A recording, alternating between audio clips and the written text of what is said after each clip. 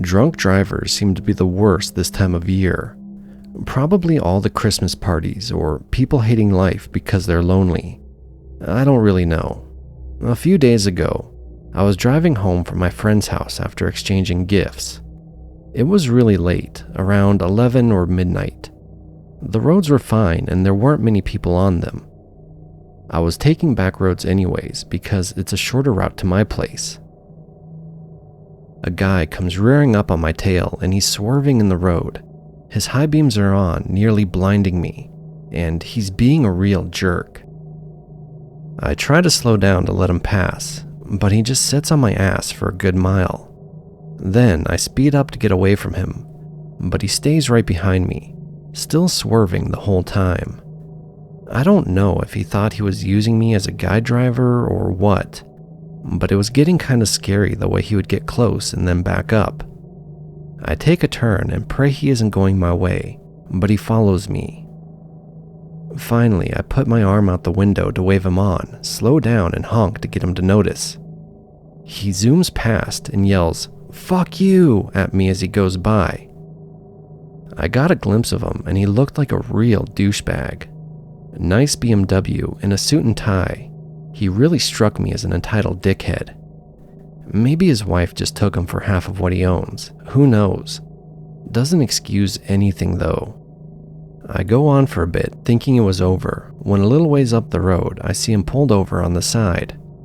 Hoping he decided to sleep it off there or something, I go past. Nope. He pulls in again behind me, flashing his high beams, honking and yelling at me. There were a few more turns coming up and I took them. He followed me the whole way. I finally call the police to report a drunk driver on the road and tell them what he was doing and which way I was going. In the meantime, this dickhead keeps getting right on my bumper and flashing his lights like he wants to make me crash. Anyways, long story short, there's a cop further up the road that gets him as we pass by. I hope that jerk gets a bit of time and not just one night in the tank. He could have killed somebody the way he was driving. Be careful out there this time of year on the road, folks. There are some real idiots out there.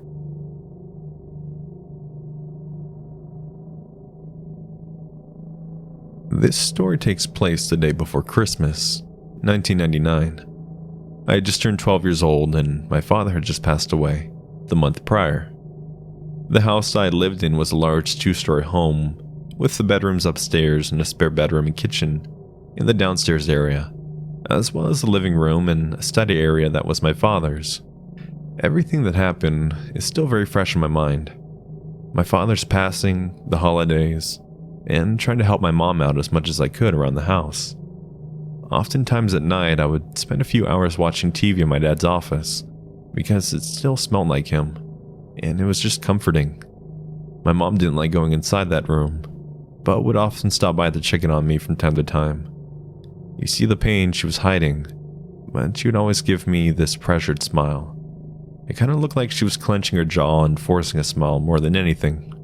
I had my own pain I was dealing with, but I didn't know how to express it at the time.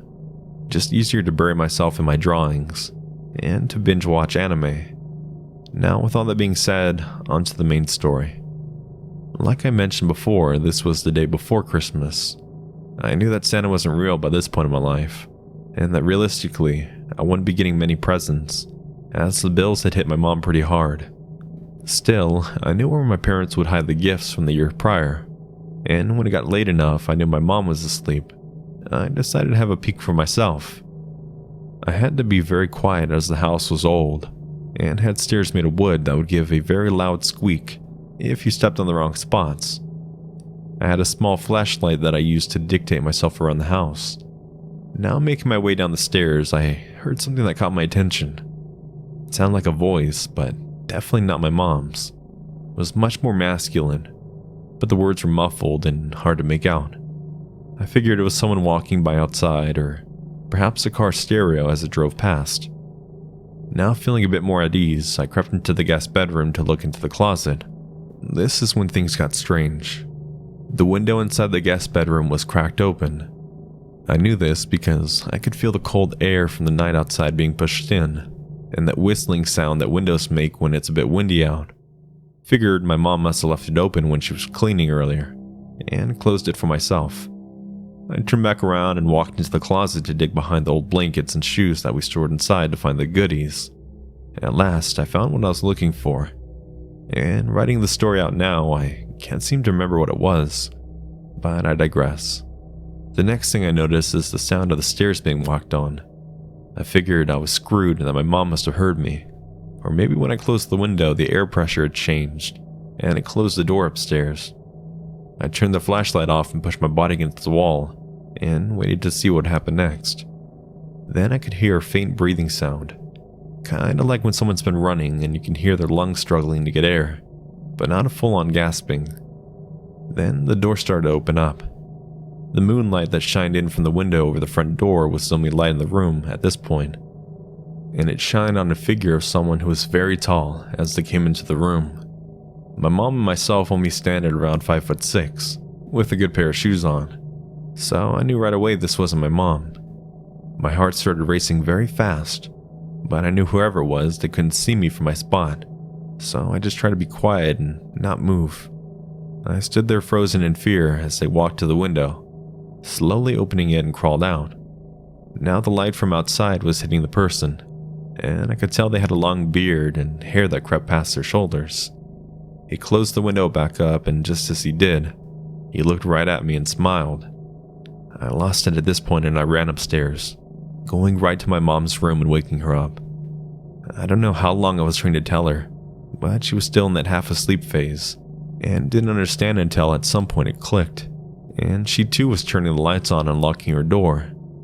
We called the police and the dispatcher told us to stay where we were, and not to confront the person. The lights of the police car flashed into the window, and after some time there was a knock at the door. My mom told me to stay put and to lock the door behind her as she went downstairs. She would go on to tell me that the police searched around the property and couldn't find anyone around. They had another car patrol the area for an hour, and nothing came up. I didn't sleep very well for a long time after that, until a few months later when we finally moved in with my grandparents a few towns over. The story still lingers in my head around Christmas, and I don't think it's something I'll ever forget, even now, years later.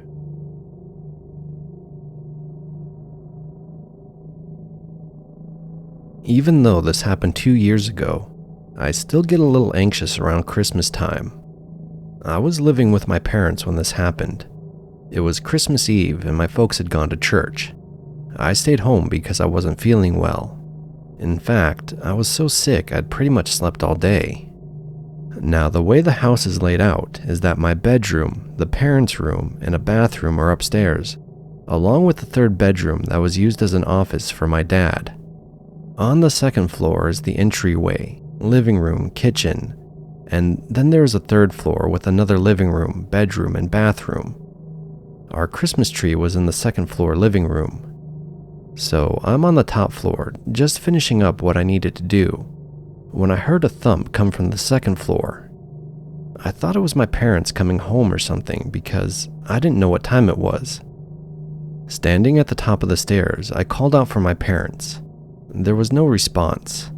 The lights were all off, which, thinking back on it, should have told me something. But maybe because I was so sick, I didn't think about it. Even the Christmas lights were off, which they never were. Walked down the stairs, not thinking anything about it, completely oblivious to any warning signs, calling for my parents the whole way. When I get to the bottom of the stairs and turn the little half wall that is between the kitchen and the dining room, I see it. The tree is knocked over and all the Christmas presents are thrown around. Now, there is a light switch by the entryway, but there is also one on the wall by the stairs, which was closer to me. Ran to the ones by the stairs to turn on the light when a hand came from the stairs leading down and grabbed my arm. I think the shock in my illness made me collapse because I wound up on the floor somehow, but he didn't throw me down or anything. Finally, through the fog of my sick brain, things were starting to come together and I screamed. A gloved hand wrapped around my mouth. I froze in pure terror. I couldn't believe what was happening. There was a little light from the street, and also I had left my light on upstairs, so it wasn't completely dark in the room.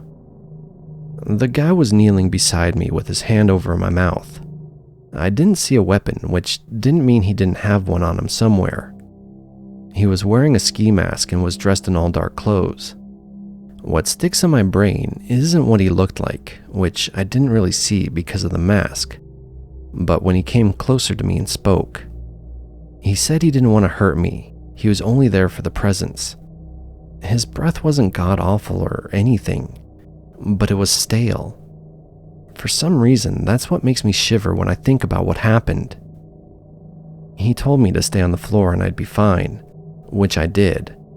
I was in no condition to fight. I had a 103-degree fever. I wouldn't be fighting long, and I'm a petite girl besides. He didn't look huge or anything, pretty average, but there was no way I could have taken him in a fight, even if I was healthy. Funny thing is I didn't get a creepy vibe from him, like he would do anything else to me. So I laid there and he simply left out the front door. For whatever reason, I feel like he was a guy just down on his luck and robbed the house. I mean, he's still a piece of shit, but maybe that's just the trauma talking, because the feelings he left with me are anything but nice.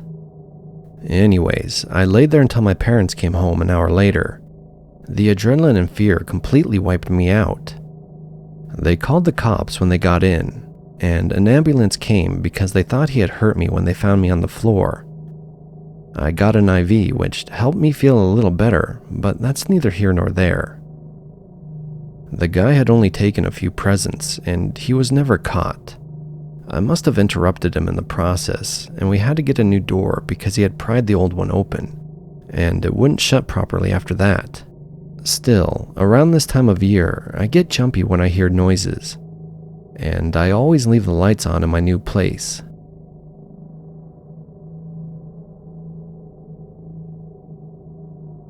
It was Christmas Eve and I was a freshman in high school. My family has been split up for some time, so normally we trade off a Christmas Day and a Christmas Eve every year. And this year, I was home early from my grandparents' Christmas party, while everyone else went to my aunt and uncle's celebrating at another party. When I was dropped off, my cousins offered to stay with me for a few hours, yet I declined. I thought I could watch some of my new DVDs and get some alone time in the house, since that was a rarity. I had noticed an unfamiliar car parked on the street, but didn't think anything of it considering it was Christmas Eve. Probably a neighbor's relative or something, I thought. After I got inside, I locked the door, grabbed snacks and started to settle down. I hadn't yet been home for 15 minutes when I heard a knock at the door. I unlocked the door and opened it only a crack to see a man standing there. Dark hair, glasses, slightly overweight and dressed casually.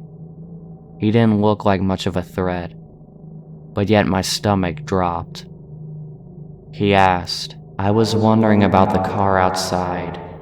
Is it for sale?" I told him I didn't think so. "Is there someone here I can talk about it?" I said, and yet quite stupidly I might add. "No, you can come back another time." And I shut the door and turned the lock as fast as possible. He reached for the handle immediately and started pounding on the door. I heard a string of profanities and the pounding stopped. Terrified, I was crawling on the floor to the phone, hoping that he wouldn't be able to see me through one of the windows. Then I heard the noises. Our house had an open garage door and it led through to the laundry room, where the door lock was broken and no one had bothered to fix it. Just then I heard a man yell, and I saw the man through the window run to his car and drive off. My uncle had gotten home just in time and scared the man off. Who knows what would have happened if he hadn't been home in time. Sadly, we didn't get the plate number, and nothing ever came of it, but I'll never be home alone on a holiday again.